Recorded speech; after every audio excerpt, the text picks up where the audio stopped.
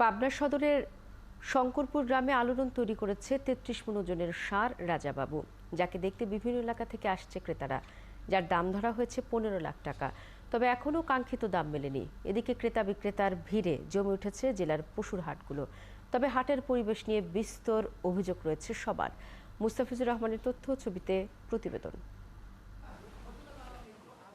পাবনার মালিগাছা ইউনিয়নের শঙ্করপুর গ্রামের প্রবাসী হায়াতুল্লাহ মল্লিকের খামারে অনেক যত্নে পালন হচ্ছে ৩৩ মণ ওজনের বিশাল আকৃতির এই ষাঁড়। আদর করে খামারি যার নাম দিয়েছেন রাজাবাবু, রাজার মতোই যার চলাফেরার ধরন।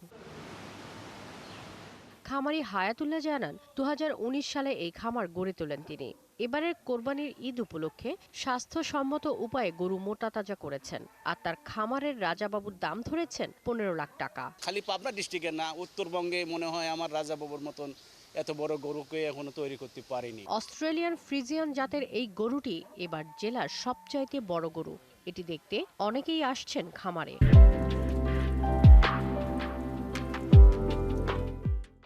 আমার এলাকার সবাই দেখতে আসে এবং বাইরে থেকেও লোকজন আসে দেখতে। এখানে কোনো ধরনের টক্সিক ড্রাগ, ডেক্সামিথাসন এবং আদার্স ড্রাগ ইউজ করে নাই। এদিকে ঈদকে কেন্দ্র করে জেলার বিভিন্ন এলাকায় জমে উঠেছে পশুর হাটগুলো। তবে বিক্রেতাদের অভিযোগ, দীর্ঘদিন সংস্কার না করায় জেলার হাটগুলো বেহাল হয়ে আছে। বৃষ্টি হলে কাদো এই হাটের কোনো ব্যবস্থা নেই।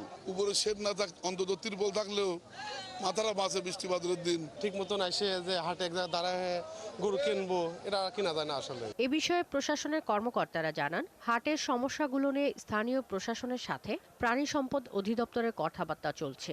এবছর সাময়িকভাবে হলেও সংস্কার করা হবে। আসন্ন কোরবানি উপলক্ষে কিন্তু আমাদের যে বড় বড় হাটগুলি থাকবে, সেখানে কিন্তু আমাদের ভেটেরিনারি মেডিকেল টিম থাকবে সক্রিয়। এই ক্ষেত্রে আমরা কিন্তু জেলা প্রশাসনের সাথে আমরা অলরেডি কিন্তু মিটিং করেছি। খুব অল্প সময়ের মধ্যে কিছু ম্যানেজমেন্টের সিদ্ধান্ত আমরা নিয়েছি স্থানীয়দের সহযোগিতায়, যেন গরু কেনা বেচা, গরু ছাগল বা কোরবানির পশু কেনা বেচায় তাদের সমস্যা না হয়। এবার কোরবানির জন্য পাবনা জেলায় পশুর চাহিদা রয়েছে প্রায় ৩.৫ লাখ, কিন্তু পশু প্রস্তুত রয়েছে ৬.৫ লাখ। শাকিলা শম্পা, ৭১।